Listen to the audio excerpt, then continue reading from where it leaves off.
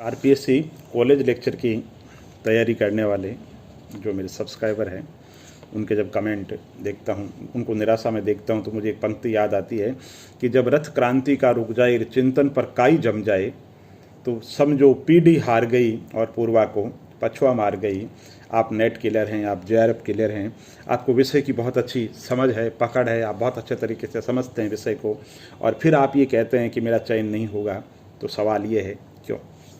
इसका मतलब है कहीं न कहीं मनोबल की कमी है, आत्मविश्वास की कमी है, रणनीति की कमी है, और कहीं न कहीं आलस्य प्रमाद भी है जो आपको ये कह रहा है कि विषय पर इतनी पकड़ नहीं हो पाई है जितनी होनी चाहिए।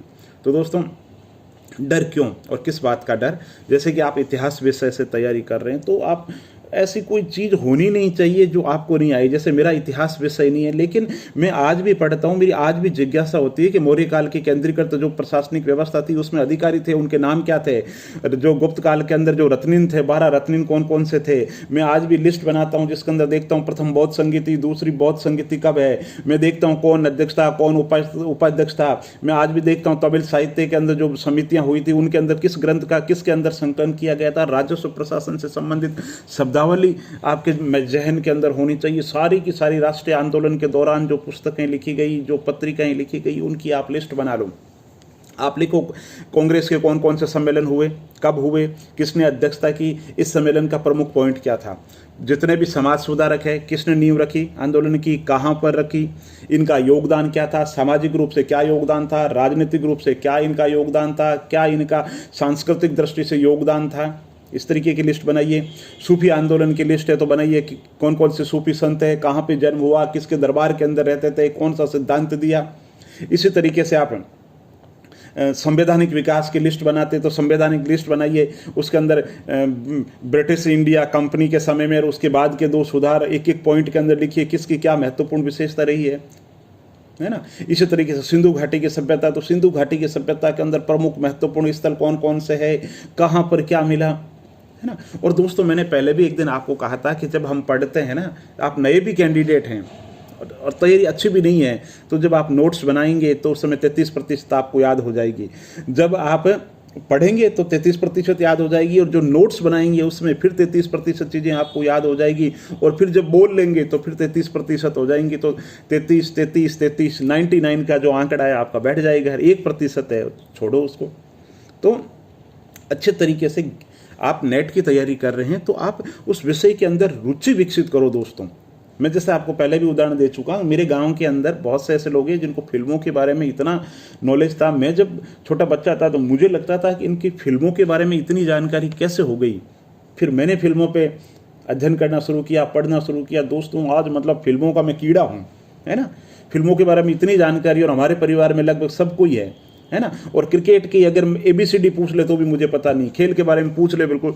तो ABCD जो छोटा बच्चा है ना, उसको भी ज़्यादा समझ है। कारण क्या? रुचि की बात है। तो जिस विषय के अंदर आप पढ़ रहे हो, जो विषय आपका है, उसमें रुचि दो, है ना। और उसको तनाव की तरह, उसको टेंशन की तरह मत लो। राजनीति विज्ञान है तो राजनीति विज्ञान से तैयारी कर रहे हैं तो आपको पता होना चाहिए राजनीति शास्त्र के अंदर कौन कौन से विचारक, उसमें भी लिस्ट बनाओ कि साहब ये राजनीतिक विचारक कौन सा कार्यकाल था, कि साहब ये उस समय के अंदर ये था, कौन कौन सी किताबें लिखी, ये दी, किस किताब के अंदर कौन सी अवधारणा दी, प्रमुख विचार क्या है उनके, और उनकी परिभाषाएं क्या है। इस तरीके से तैयार कीजिए।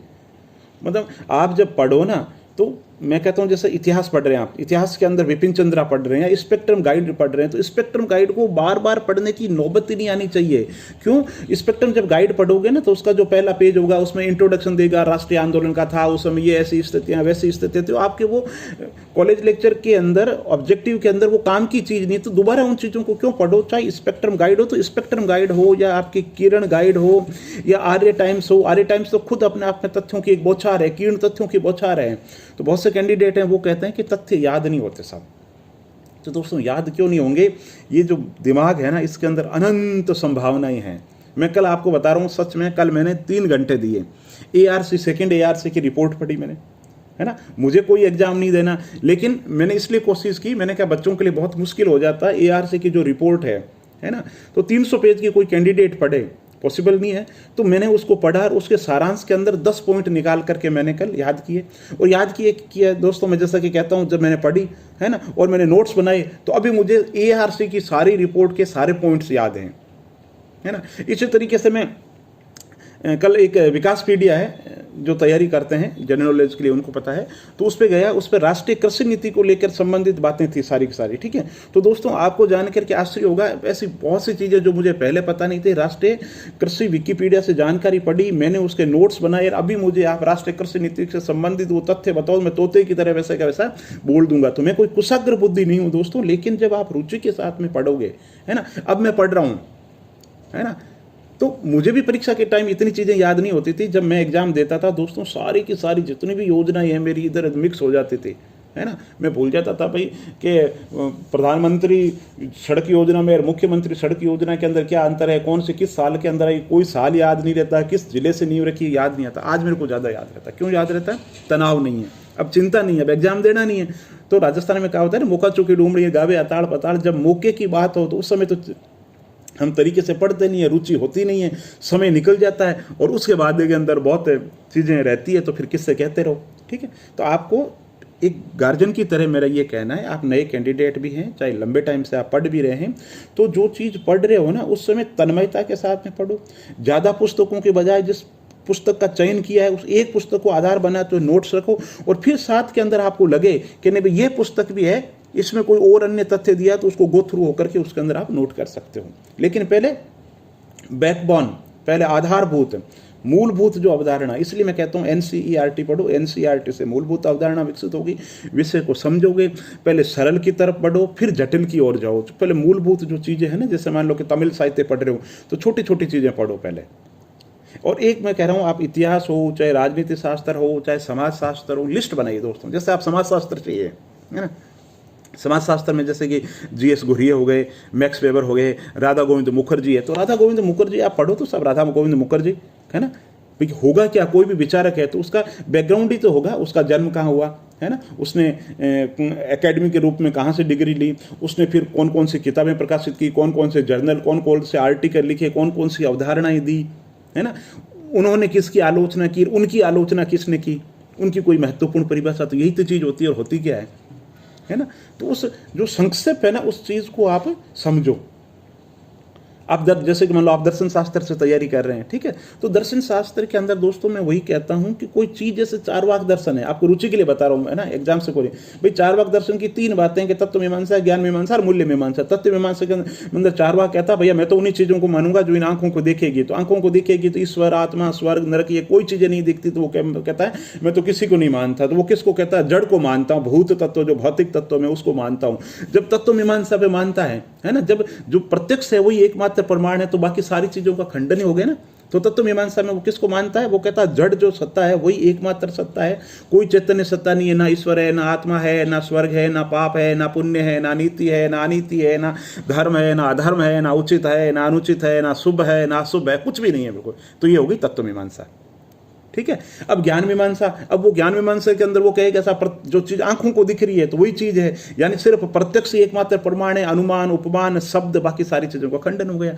ये तत्व मीमांसा हो गई, ये ज्ञान मीमांसा भी हो गई। अब मूल्य मीमांसा, मूल्य मीमांसा के अंदर भी वही बात है, जब वो चीजें कह रही है कि वो कह रही उन्हीं चीजों को मानता हूं जो चीज़ें मुझे दिखाई देता है, तो फिर वो भौतिकवाद की नींव रख देता है। वो किसी धर्म को नहीं मानता तो वो धर्मनिरपेक्ष की बात रख देता है, फिर वो तर्कवाद की बात कर देता है, वो बुद्धिवाद की बात कर देता है। चारवाक अपने नीति शास्त्र के अंदर भी उन सारे नीति शास्त्रीय अवधारणाओं का खंडन कर देता है जो पूर्ववर्ती विचारकों ने या पहले दुनिया में या दुनिया के किसी देश के जो लोगों ने दिया। अब ये चारवाक दर्शन है, बिल्कुल बताओ। अब चारवाक दर्शन से संबंधित आपसे कुछ भी पूछो ना, तो जो विषय है वो आपको आना चाहिए। हिंदी साहित्य है तो हिंदी साहित्य के अंदर होगा क्या दोस्तों? हिंदी साहित्य जैसे आपका विषय है तो हिंदी साहित्य में लेखक ही तो होंगे, लेखक की रचनाएं तो होगी, और क्या हो सकता है? उनकी कोई उन्होंने पत्रिका की शुरुआत की थी, जैसे मुंशी प्रेमचंद ने हंस पत्रिका की शुरुआत की थी, तो कोई पत्रिकाओं की शुरुआत ही तो होगी। तो अति संक्षेप के अंदर जो पढ़ रहे हो उसको बार बार मत पढ़ो। जैसे आपने आपका हिंदी साहित्य विषय है और हिंदी साहित्य विषय के अंतर्गत आप सच्चिदानंद हीरानंद वात्स्यायन यज्ञ को लेकर के बैठ गए, तो सच्चिदानंद वात्स्यायन की डिग्री कहाँ से हुई? उन्होंने पीएचडी किस टॉपिक पे की? उनकी आज तक की प्रमुख रचनाएं क्या है? उनको प्रमुख जो पुरस्कार मिले वो पुरस्कार कौन से है? और उनका जो साहित्य है उनके अंदर क्या है ना? शेखर एक जीवनी है तो शेखर एक जीवनी के 10 पॉइंट आना चाहिए कि साहब शेखर एक जीवनी के अंदर इन चीजों पे ध्यान दिया गया है। हो गया बात। तो इसी तरीके से हिंदी साहित्य के अंदर आप एक मान लीजिए कर रहे हैं, तुलसीदास जी को कर रहे हैं, तो तुलसीदास जी का पता होना चाहिए तुलसीदास जी क्या है, बचपन का नाम क्या है तुलसीदास जी का, फिर किस गुरु, उनके गुरु का क्या नाम है, फिर तुलसीदास जी ने क्या क्या लिखी है ना, विनय पत्रावली लेके रामचरितमानस से लेकर के जितनी भी रचनाएं लिखी उन रचनाओं की लिस्ट बना लो, ठीक है। फिर किस व्यक्ति ने ये कहा कि साहब तुलसीदास पे जो पीएचडी हुई है, जिन जिन लोगों ने कोई बहुत बड़ा योगदान, बहुत बड़ी महत्वपूर्ण किताब लिखी है तुलसीदास जी ने बाद में, तो उन पे बता दो कि साहब तुलसीदास जी ने इन लोगों पे जो महत्वपूर्ण जो साहित्यकार है उन्होंने इन पे ये रिसर्च किया। तो फिर रुचि विकसित करो, फिर ज़्यादा से ज़्यादा जानने की। दोस्तों शास्त्रों में कहा गया है कि श्रद्धावान लभते ज्ञानम, ये कोई वीडियो आपको ज्ञान देने के लिए नहीं है, ये वीडियो आपका जोश बढ़ाने के लिए है। और इस टाइम जो तैयारी कर लेगा उसका बेड़ा पार हो जाएगा, जो रोना रोएगा उसका नहीं होगा। और कॉलेज लेक्चर के अंदर तो वैसे सीटें ही बहुत कम है ना, लेकिन जीतेगा कौन? जीतेगा वही जो मनोबल गिराएगा नहीं, जो कंटिन्यूटी के साथ में पढ़ता रहेगा, जो पिछले सालों के प्रश्न पत्र को देखते उचित रणनीति के साथ में पढ़ता रहेगा, जो विषय में रुचि रखेगा। जैसे मैंने बताया शास्त्रों में कहा गया श्रद्धावान लभते ज्ञानम, ज्ञान का एकमात्र जो पैमाना है वो श्रद्धा है, वो विश्वास है ना। आप जब अभी पढ़ रहे हो, मेरा चैनल पे मेरा वीडियो सुन रहे हो, ठीक है, और आपकी मेरी बातों में ही रुचि नहीं है तो फिर आपका सुनना बेकार है। इसी तरीके से आप पढ़ रहे हो, आपकी पुस्तकों में रुचि नहीं है, आप पहले से ये मान करके चल रहे हो कि भैया मेरा तो सिलेक्शन नहीं होगा, मैंने हथियार डाल दिए, आधे अधूरे मन से अगर तैयारी कर रहे हो तो फिर रिजल्ट आपको खुद को पता है। तो तैयारी अगर करनी है तो आधे अधूरे मन से मत कीजिए, सच्चे मन से कीजिए। और नकारात्मकता का जो माहौल है ना, उसको छोड़ दीजिए। और अगर कुछ बुरा होना है तो संसार में अच्छा भी बहुत है ना। बहुत बार हम किसी चीज़ से वंचित रह जाते हैं, है ना, क्योंकि ईश्वर ने और कुछ अच्छा लिख रखा है। ऐसे बहुत से यूट्यूब पे चैनल है, ऐसे बहुत सी वेबसाइट है, ऐसे बहुत से ब्लॉग है, ऐसे बहुत से अच्छे लोग हैं जो एकेडमिक रिकॉर्ड पे विफल हो गए, ज़िंदगी के अंदर आगे चल करके कुछ लोग हैं जो आरएस सेलेक्ट नहीं हुए, आरपीसी के चेयरमैन बने, कुछ लोग हैं जो ज़िंदगी में कुछ नहीं कर पाए, वो आरपीसी के चेयरमैन बने, कुछ ऐसे लोग हैं जो विभिन्न महत्वपूर्ण, जिन्होंने राजनीतिक नियुक्तियां दे ली, जो महत्वपूर्ण जिंदगी के अंदर पढ़ाई के रिकॉर्ड के अंदर नहीं थे, लेकिन आगे चल करके उन्होंने अपना बहुत बड़ा योगदान दिया, लोक सेवा आयोग के मेंबर बने, महत्वपूर्ण राजनीतिक नियुक्तियां पाई, मंत्री बने, या केंद्र सरकार में भी बहुत महत्वपूर्ण पदों पर रहे। तो कोई जिंदगी खत्म नहीं हो जाती। आप अगर कहीं विफल हो जाते हो आज, ठीक है, तो ये कोई जीवन का एंड नहीं है। आपके हाथ में सिर्फ कर्म करना है। तो आप उस विषय की जिसकी तैयारी कर रहे हैं उसके अंदर रुचि रखते हुए, मतलब एकमात्र जो गुरु मंत्र है, जो ज्ञान है, जो मेरे जीवन का अनुभव है, वो ये है कि आप किसी भी विषय की तैयारी कर रहे हो उस विषय के अंदर रुचि पैदा करो।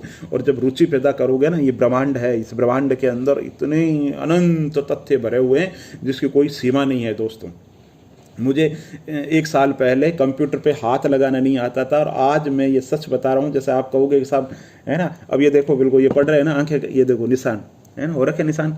मुझे अभी घर में किसी ने कहा कि पूरे दिन मोबाइल देखते हो, है ना, नेट चलाते हो, आंखें खराब हो जाएगी। तो मैंने कहा कि भाई ऐसे तो सिर्फ आंखें ही खराब हो गई, अगर इंटरनेट नहीं देखा तो सिर्फ आंखें खराब होगी, अगर खुद को, है ना, बिजी नहीं रखा तो दिमाग खराब हो जाएगा। तो इसलिए आंखें भले ही खराब हो जाए दोस्तों, दिमाग खराब नहीं होना चाहिए। इसलिए जम करके पढ़ो और रुचि के साथ में पढ़ो। बहुत बहुत धन्यवाद। अगर बात अच्छी लगी तो लाइक कीजिए, और चैनल पे नए हो और लग रहा है कुछ बात अच्छी है, सार्थक है, तो वीडियो को शेयर कीजिए और चैनल को सब्सक्राइब कीजिए। और आप अपनी प्रतिक्रिया दे करके मुझे ज़रूर बताइए किस टॉपिक पर आप क्या सुनना और पढ़ना चाहते हैं। बहुत बहुत धन्यवाद।